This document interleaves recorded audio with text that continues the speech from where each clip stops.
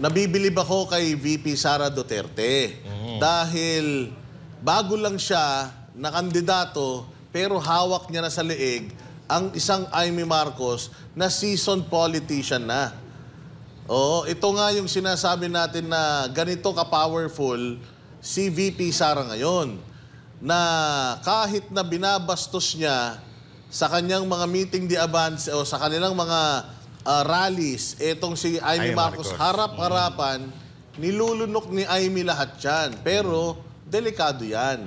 Kasi sabi ko nga sa inyo, ikaw yung nasa kapangyarihan ngayon, ikaw yung malakas ngayon, kailangan kita, sige, babuyin mo ko. Pero, pag umikot na naman ang mundo, kakagat na naman yung mga buwisit na yan. Correct. Kaya matuto na tayo sa aral ng nakaraan.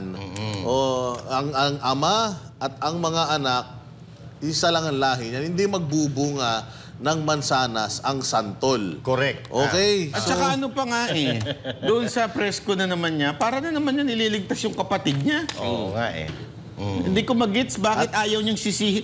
Anong gagalaw yung mga yon nang hindi nagpaalam kay Marcos? Correct.